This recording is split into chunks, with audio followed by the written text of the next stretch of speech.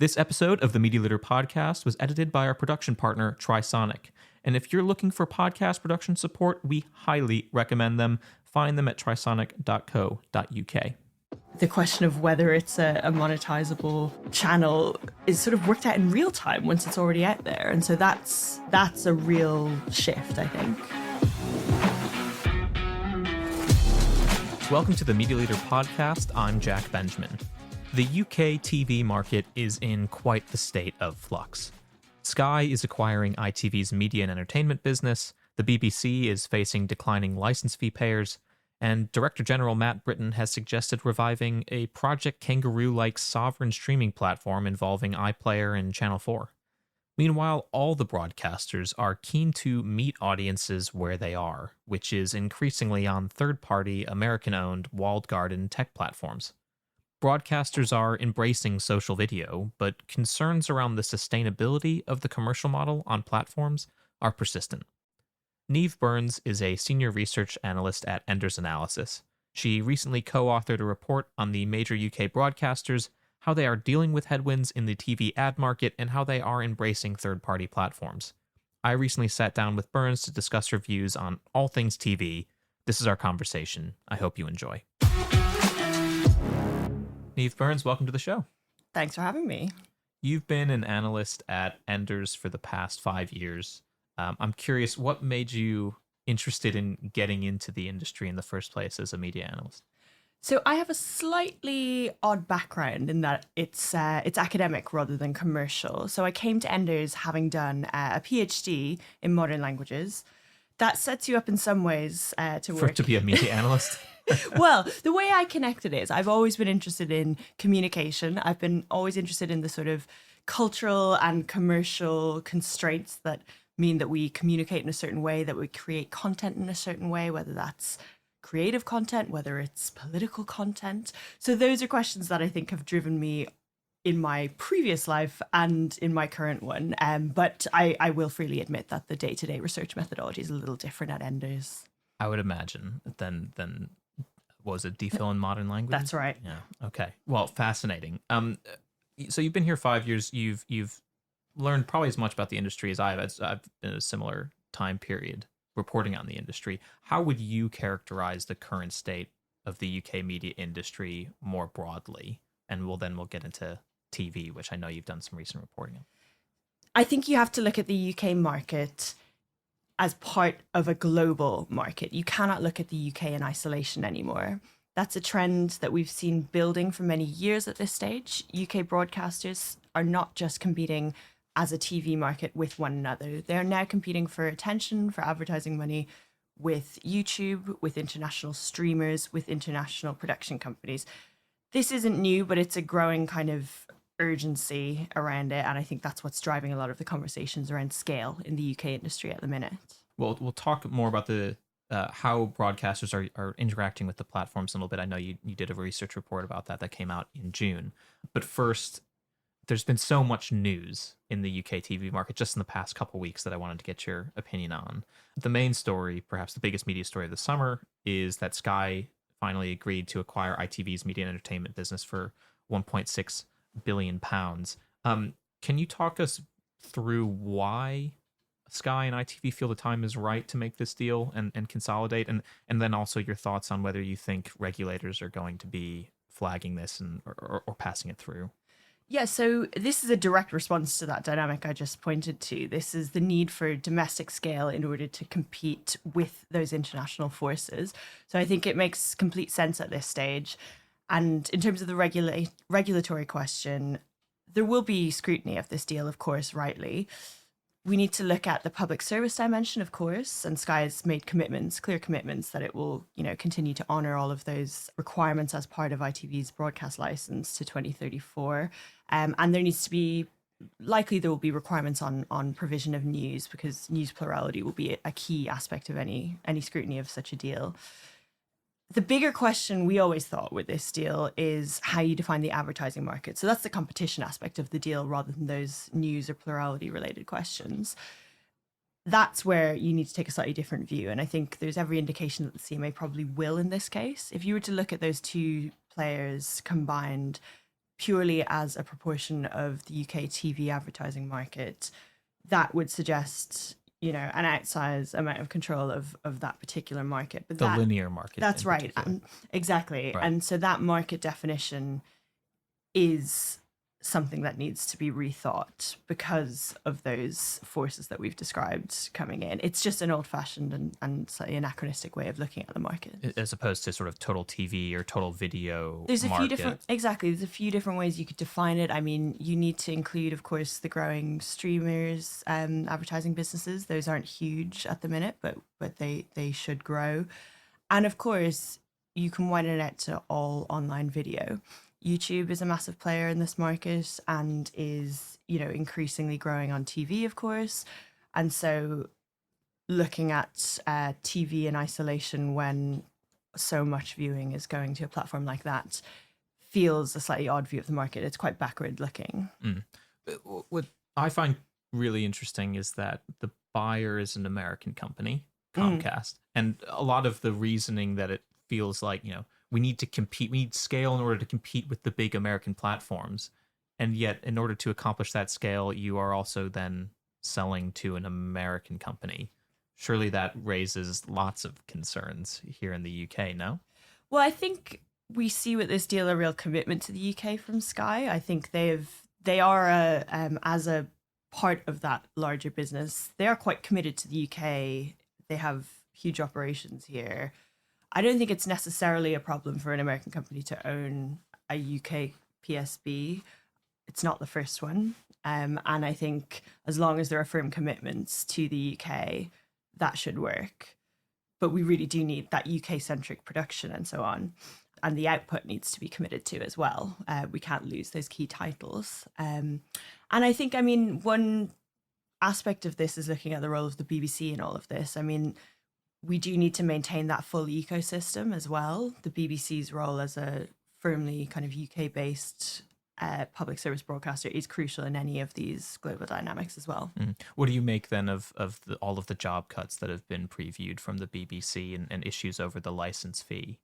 Basically, the BBC apparently is very strapped for cash and is not in the most comfortable position, and now has a new director general who used to work at Google and is leaning into social video. And like I said, we'll talk about that in a bit, but lots of change. Lots of change. Yes, I think that this is a crucial time for the BBC. Those cuts won't be the last ones we see. The BBC has been, in effect, in real terms, defunded over the course of the last charter period pretty systematically. And this is a now or never moment for the BBC. We need to increase that license fee base. My view is that the license fee itself, its attachment to live viewing, is also a slightly anachronistic, backwards way of looking at how viewing is done. And so for the BBC to remain well-funded and truly universal, that structure needs to change. I feel like a lot of people have been saying this for many years, but then the question is, how should it change? And then I don't know if I've ever heard any consensus over what a different license fee regime looks like. And I don't know, maybe you have a personal opinion or Enders has an opinion. What are some options? There are a few options being considered as part of this charter review process. So the charter review process happens every 10 years, and it's right that the government casts the net pretty wide in terms of looking at the options. So plenty of concrete proposals are in there, obviously quite sort of early stage proposals. They consider things like advertising and subscription, although even that green paper notes that those are unlikely to be viable, and in the case of advertising in particular, could have a really adverse effect on the rest of the market. So those are considered, but not taken all that seriously for good reason. In the case of subscription, likely because of the issues around universality, as well as maintaining the scale of the income. So those are a couple of options that I think we can park. The other options, the concrete proposals, are things like a household levy. That is a tricky one. It makes a lot of sense in that it is truly universal. There's potential to build in a little bit more progressive stages in that charge as well. The practicalities around it are difficult, of course, because it means a completely different collection method, and it might be bundled with other charges such as, your council tax, your utility bills, and there are a huge number of stakeholders who would need to be consulted for us to bring in such a collection method. So that one, it makes a lot of sense in theory. It's quite difficult in practice in a short period of time. That is one that I could see us arriving at as a country in 10 years' time, perhaps, as part of the next charter renewal thing. I think the crucial thing that has to happen this time round is a wider base for that license fee to be attached to. So even if the household levy has a lot of momentum and might well be the outcome in 10 years' time, what we need is an interim solution that really widens it out, because we don't have 10 years to fix this problem. Viewing has already shifted massively. So to say essentially that even though you might not watch the BBC, if you watch Netflix or you watch Amazon Prime Video or Disney Plus or YouTube on a TV set, that you need to pay the license fee. That's right. Now, the reality is the vast majority of people in this country do access BBC content in some way. And so the idea here is that we would expand out the base. More households would be paying that. A payment would be attached to live video viewing was one option. There are a few different ways that you could define it in practice, but it would become more truly universal. And I think it is important to detach it from, pure usage exactly. I think some of the proposals that we've seen be thrown around about maybe lowering the amount for light users, those kinds of things are quite difficult, because that really it has the potential to chip away at the true universality of that service. As an American, I always thought it was, first of all, great that the BBC exists and is funded, but also strange that it was funded by a license fee, because everyone hates paying taxes, especially if they know specifically what that tax is earmarked for. I understand a license fee maybe isn't officially a tax, but effectively is a tax on anyone that wants to own a TV set. So to me, a household solution makes a lot of sense, because then people can stop complaining about, oh, I had to pay £100 a year or whatever. I can't remember what it actually is now, just for the BBC. And on the BBC and the news, I don't like the BBC news, and I don't like the program. It's like, if they didn't realize that they were paying, their taxes just went up by the exact same amount, surely no one would complain about it. Well, it's an interesting distinction. You say it's sort of effectively a tax. I take that point. I think in some ways introducing a new tax could be even more politically unpalatable than continuing a license fee that does have a kind of history in this country and a level of acceptance. Plenty of households do pay it. So I think shifting it over to taxation, even in terms of kind of PR or public reception, could be a little bit more complicated than that. The other aspect of it, of course, is maintaining independence of the funding levels, and so that's one of the kind of technical reasons why preserving a license fee structure is perhaps better for continued funding of the BBC, because if you have taxation, there's more opportunity for the government to sort of take raise those that funds elsewhere. Exactly, reallocate, make it go up and down year on year. There's sort of less independence from government on the funding side in that kind of model. And so that's something that, given the general sort of focus on maintaining independence, that's something that might be unpalatable as well. Okay, I'll rethink my view on that one.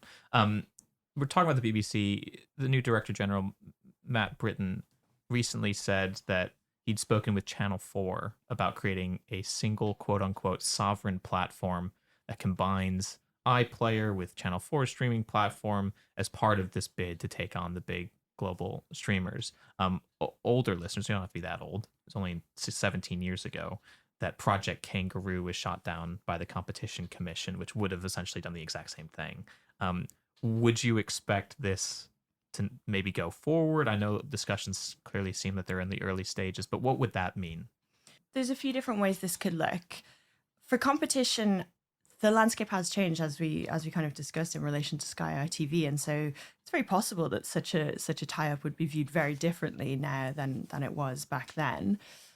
In terms of how that would look for the BBC, for Channel 4, we've looked at different kinds of collaboration between the PSBs. In general, it's a good idea that these players do collaborate on things like tech in particular, just in order to maintain the strength of the PSBs. But where that collaboration sits could look very differently. So, for example, you could have a shared infrastructure, a shared tech stack that doesn't require duplication of investment from both companies. But the front end, the consumer-facing product, could still be separate. You could still have a Channel 4 service and iPlayer as separate services.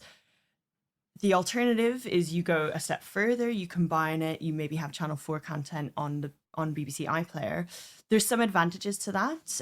It might be a better VOD service, it might be a better user experience. And so in that sense, that's beneficial. It could mean a bump to viewing of certain Channel 4 content. So that could be a benefit of it. But there are risks there as well. One is that currently there is, of course, no advertising on iPlayer. And so even if you maintain no advertising on BBC content on iPlayer, it does start to sort of chip away at that if Channel 4 content has advertising run against it on that service as well. So that's complicated. Setting up the tech for that is another sort of extra step there too. And then you've got, the question around brand distinctiveness. And so I think that would be one for Channel 4 to consider as well, is you might have access to more viewers on iPlayer, but is there a risk that your content is less prominent, less attributed to Channel 4 as opposed to iPlayer as a service? The same kind of questions that come up when we talk about broadcasters or studios distributing content on any third-party platform would apply with any Channel 4 iPlayer tie-up. So it's one that will take a lot of consideration, and I think there's kind of advantages and disadvantages to both. Do you think Channel 4 is in an okay position given the Sky ITV merger? I mean, we talked a little bit about the linear market and how dominant Sky and ITV would be over it. But surely Channel 4 sales is sitting there thinking we would be a minnow relative to a massive shark. Well, I mean, Matt Britton has pointed to Channel 4 perhaps looking subscale. I think they do need to think about those opportunities to reach more viewers. They're in some ways they would be their sort of relative place within the market would shift. I don't think it's such a shift for them that it would be catastrophic in any way.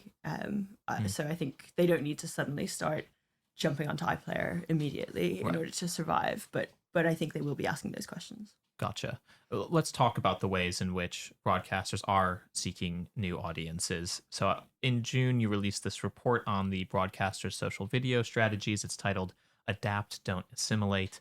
Can you walk me through quickly the top lines from the report? So this report was a labor of many months. We spoke to quite a few broadcasters, quite a few studios and producers, as well as platforms, just to get a picture of the market. And really the challenge here was to characterize the tensions around broadcaster strategies on these platforms. So we observed a bit of a shift over the past 3 years.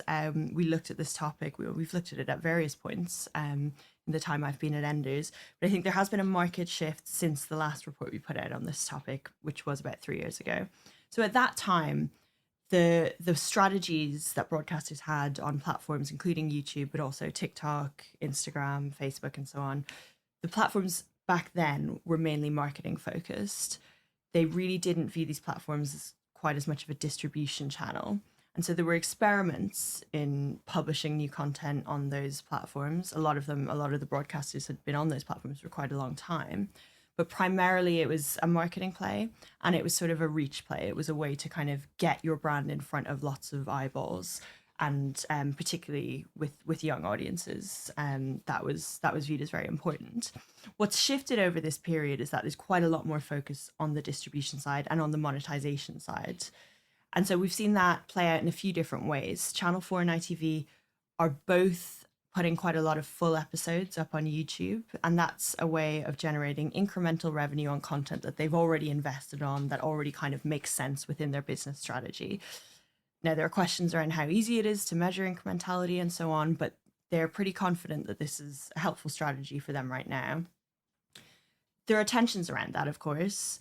It might be that longer term it's a problem if more viewing shifts to YouTube. That sort of lack of cannibalization might not hold forever, and so they'll always be watching to see if this is going to be something that will work for them long time. So it's not as simple as this strategy works forever. I mean, you're creating a habit maybe from audiences to expect, well, I can find ITV Channel 4 content on YouTube. I will always just go there first because that's usually where I go first if I'm like a 17-year-old boy, which I was once, and I also went to YouTube a lot at that time.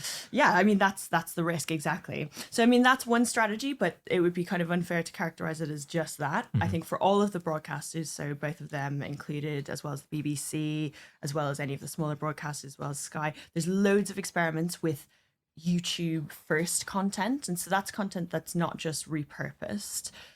So there's a few different ways that this plays out. Some of it is clips based. Some of it is centered around IP that did start on kind of linear shows. So quite a lot of it is still tied to their core business, but the actual content that's being viewed is its own sort of format, and there's degrees of closeness to linear within that.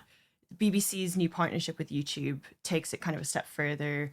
Others have done similar things as well, where they're really creating content for the first time for YouTube. And that's the next step in this evolution. I think that's what we need to be watching over the next year, is the success of those strategies.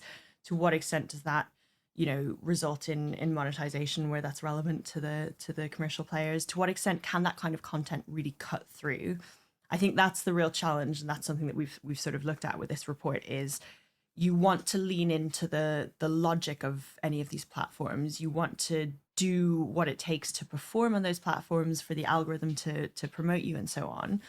But in doing so, you're competing with a huge number of content providers, many of whom grew up on this platform and know it very, very well.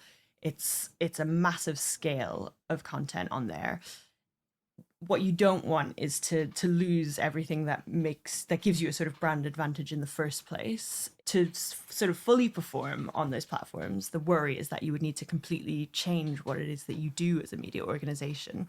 So I think there is still quite a bit of nervousness within these organizations around doing that. Do you think that the broadcasters risk diluting their brands in that way by, what works on YouTube obviously depends on algorithmic changes, but for a long time it's like these very clickbaity headlines with like a person's face superimposed against some, like, I don't know, sensationalist background in the main image. I would describe it as not premium, even though a lot of it might be very professionally produced. I think there's been a bit of a shift on these platforms. I think, in fact, quite a lot of creator content is now quite premium and quite professionalized. And so actually broadcasters are competing with pretty polished content in a lot of cases. I think broadcasters need to maintain their brand identity for them to work. I think what audiences expect from, the BBC on YouTube won't be necessarily what they expect from a YouTube native creator on that platform.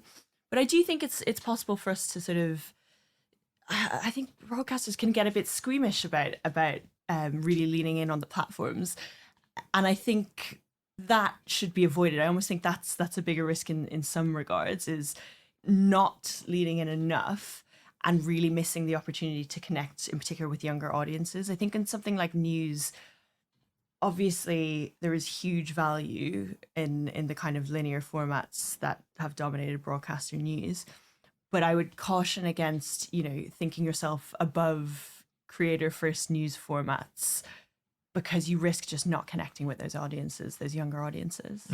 At the same time, and you brought this up earlier, you don't control the audiences on the platform. That's right. You don't really have a control over the distribution. You can put it on the platform and hope that the algorithm picks it up based off of how you created it, but it might not.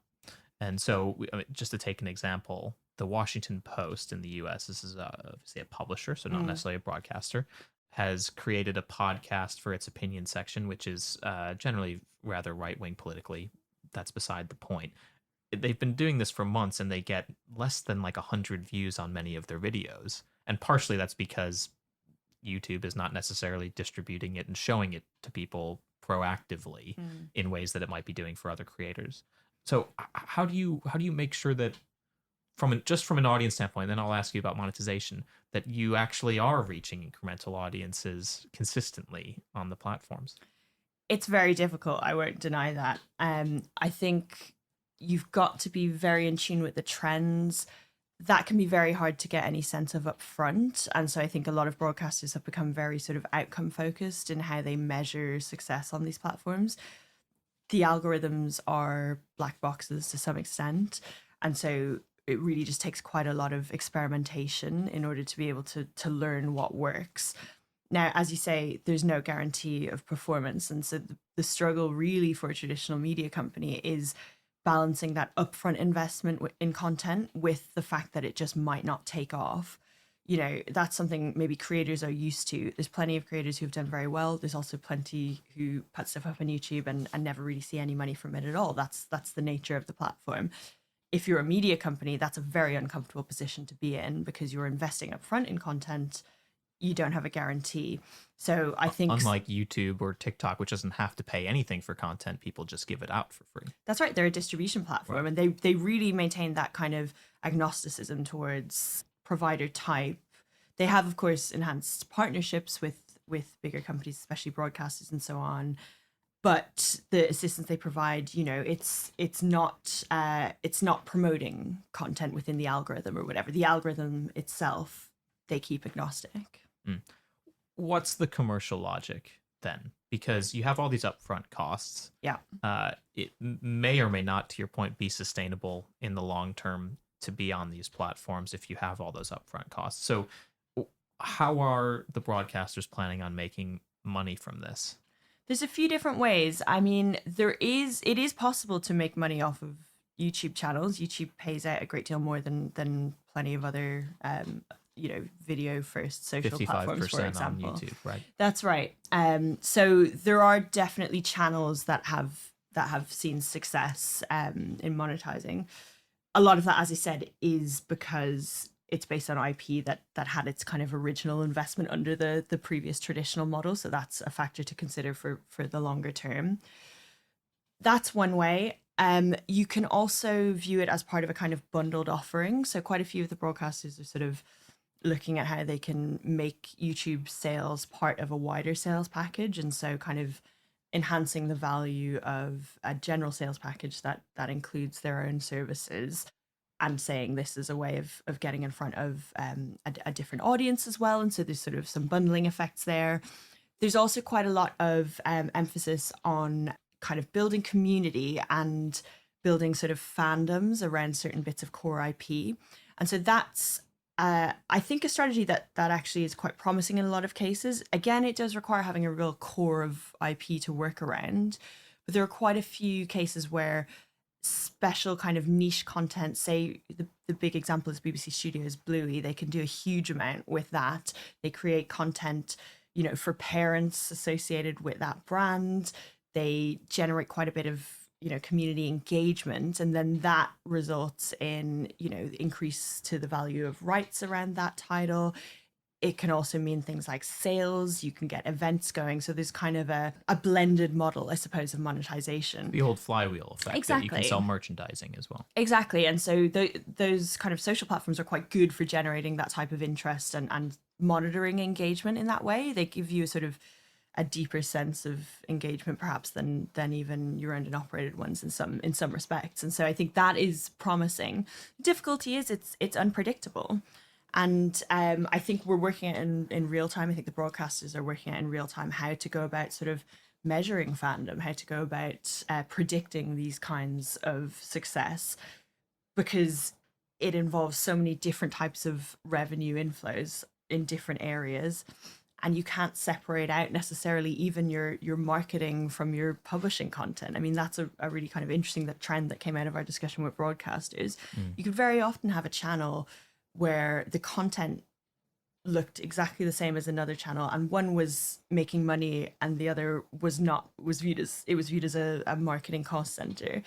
And that's a real shift in mindset for this kind of organization, right? The question of whether it's a monetizable channel is sort of worked out in real time once it's already out there. And so that's a real shift, I think. You mentioned YouTube is better at paying out than some of the other platforms. Are some platforms commercially more meaningful than others? I mean, can we name what is good and what isn't working for publishers just generally? Yeah, YouTube is the obvious monetization route for any of these publishers, for broadcasters. That comes out pretty consistently.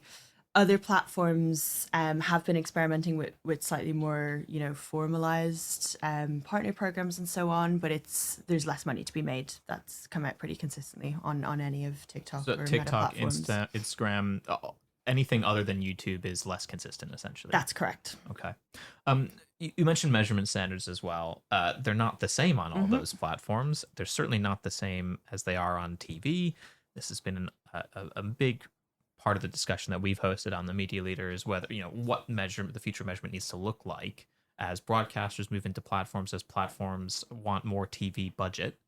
How concerning is it for advertisers that there aren't necessarily equal standards between walled garden and a TV industry that has something like Barb? I think there's progress to be made on getting kind of cross-platform measurement, but it's just the nature of this very kind of cross-platform world that we're living in now. I mean, we looked at sort of, I suppose, performance measurement issues between these different platforms as part of this report. And one of the issues was just the nature of having a cross-platform strategy in itself requires you to consider so many different types of measurement. And this wouldn't always mean, complaints about one platform in particular.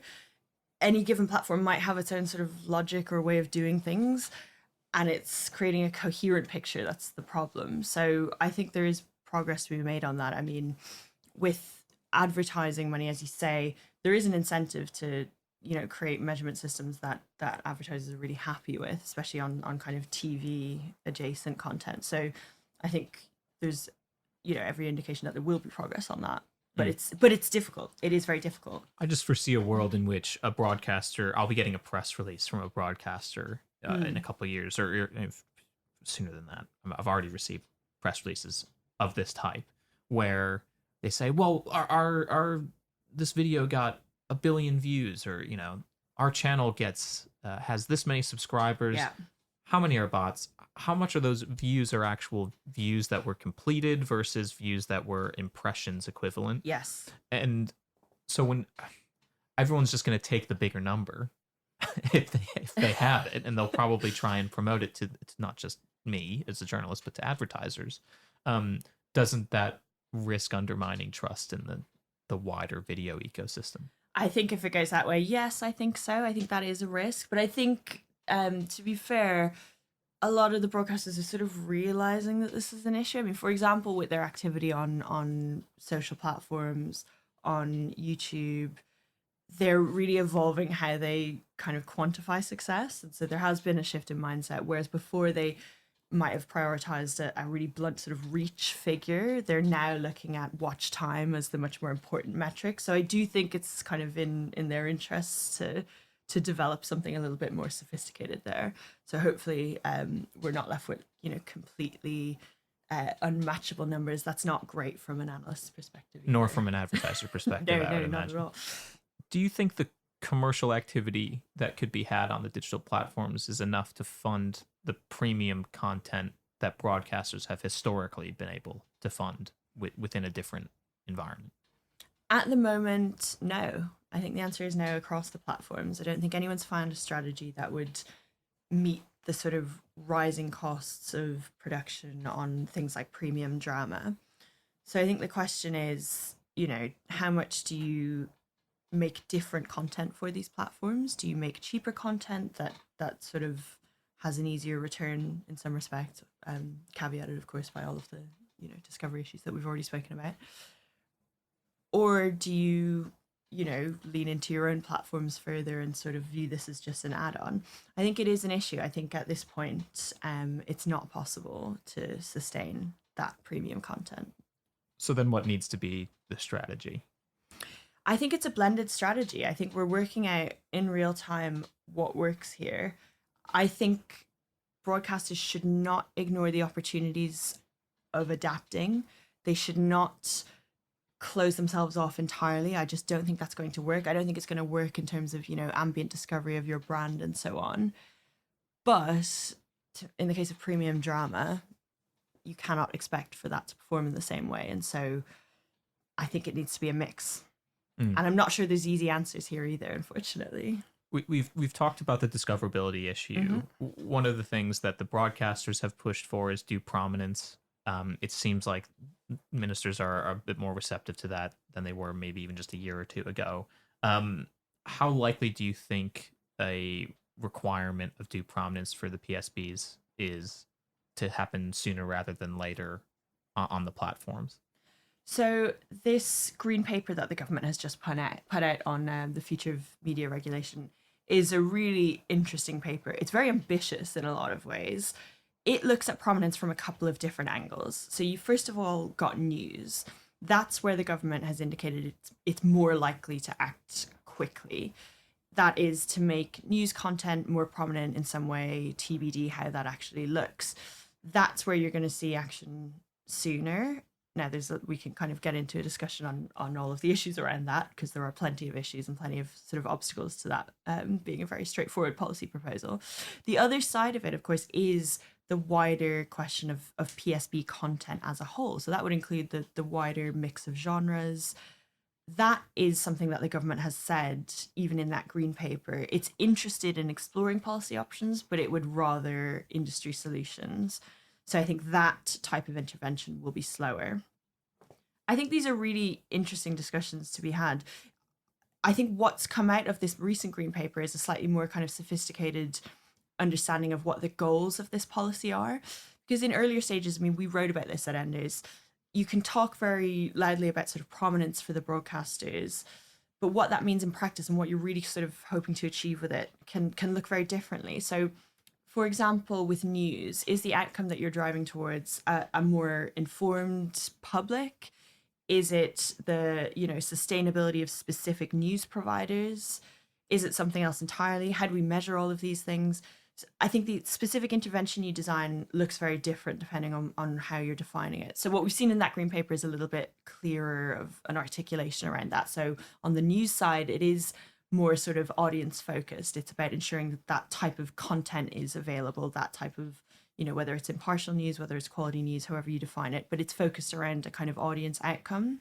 On the PSB side, the sort of other genres prominence, that kind of longer term question, that's framed a lot more clearly around the sustainability of these specific providers. Now, what's interesting is that there are plenty of further questions in this green paper about how we define public service media. So I think it's going to be a very interesting consultation period. I got several statements from publishers that are not public service broadcasters that would be upset.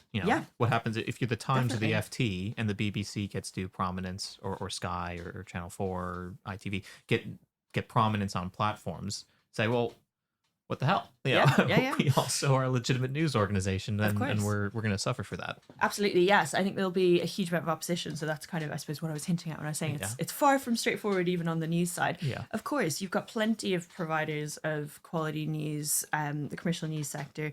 Also creators, to be frank, people who are on YouTube making sort of YouTube native news shows that are often very high quality as well. There will be plenty of those who might be upset by such a provision. I think it's interesting that the government sort of bundles these consultation questions along with wider questions around the future of media regulation and the future of how we define public service media. Because what you're looking at with any of these questions is a collision of completely differently regulated parts of the market. So from the broadcaster's perspective, they've always been granted due prominence. That's always been associated with their regulated status. That's not the case with the press. The press, in fact, is, happy with its form of kind of self-regulation, its own editorial standards and various, that has all sorts of different sort of iterations depending on the provider. But they would, of course, be resistant to any introduction of regulation that might be required in order for them to see any benefits of this regime. Some of them might not want to be involved at all, even without such a system, because they might not want to be associated with a kind of government scheme to promote news. And so there's going to be a lot of differences of opinion. I think that part of the consultation will probably become quite heated. They might also not want to be associated with some of the muck on the platforms. I mean, their own platform strategy might be different. That's right. And I think, no one will want an outcome where there's any sort of must offer provision. No one's going to want to have to execute a strategy on, TikTok that doesn't align with their own strategic priorities, right? So any prominence regime that almost requires a certain type of platform strategy will not go down well with plenty of players in the market. Okay, so it all sounds very messy.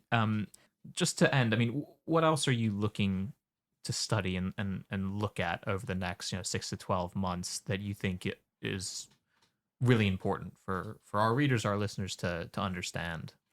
So we'll be continuing to track all of the sort of developments around convergence and consolidation in the market. These are themes that are interesting kind of across our range of subscribers. In particular, on the sort of policy side, this question of how to define public service media is one that we'll be coming back to in the next few months.